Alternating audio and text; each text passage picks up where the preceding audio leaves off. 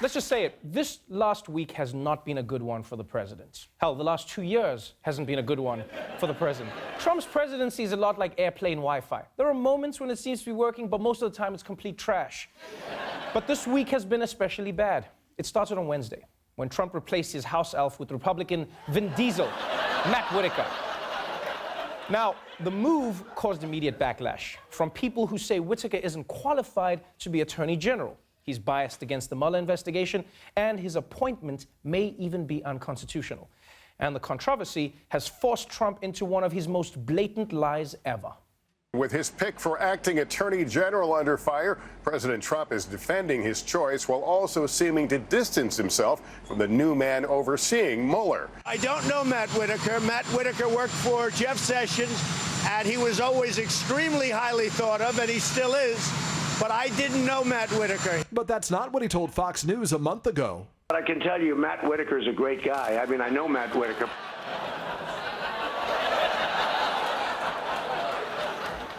You know, sometimes Trump lies so hard he gives my brain whiplash. Because most people lie in a gradual curve. I know him, well, actually, I know him through a friend, well, I don't know. Trump is just like the Tokyo drift of lying. One minute he's like, he's my best friend, then he's like, never heard of him. And Sarah Huckabee's at the finish line like, that was totally normal driving. At no point did the president change his direction. I mean, at this point, you just gotta laugh when Trump contradicts himself. He's like Newton's third law. For every Trump, there is an equal and opposite Trump. And by the way,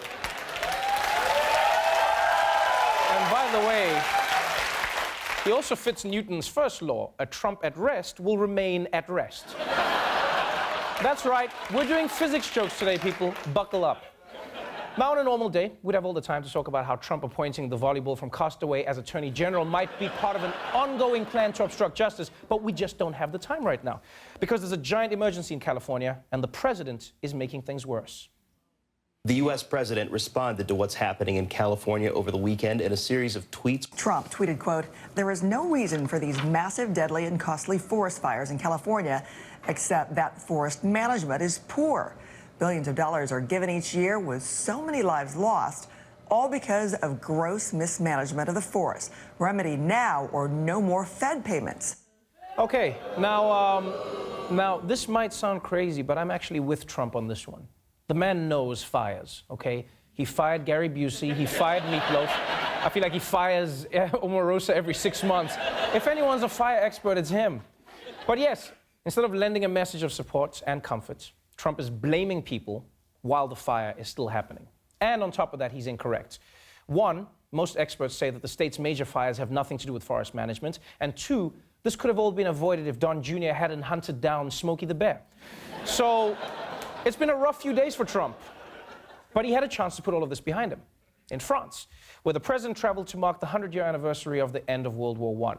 All he had to do was show up for a ceremony at an American cemetery to honor the World War I troops. Super easy, but apparently not easy enough.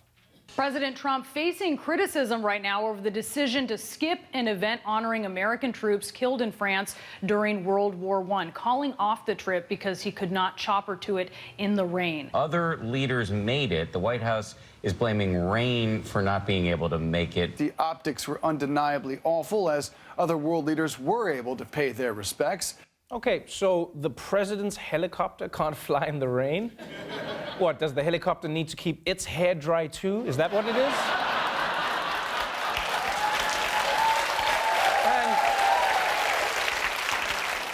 And look, I understand weather. Even if the helicopter couldn't fly, surely the president could have found another way to get there. I mean, all the other world leaders did.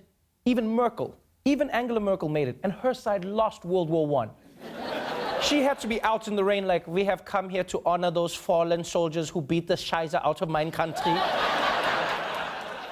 And it was especially bad because when Trump didn't show up, Merkel used the opportunity to refight World War I. I unconcede! We unconcede! Look what you did, Donald.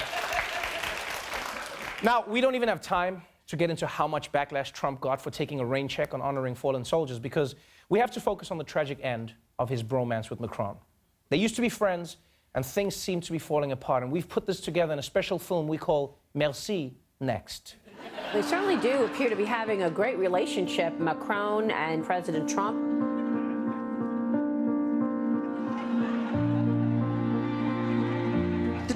leaders showing their affection and friendship beyond the usual handshakes. President Trump, who minutes after he landed here on French soil on Friday, sent off that critical tweet about the French president, really setting the stage for conflict. At one moment, President Macron even reached over and touched President Trump's leg. Important to note that President Trump didn't return the favor. And it did seem that President Trump was in a sullen mood. Our time, she's finished.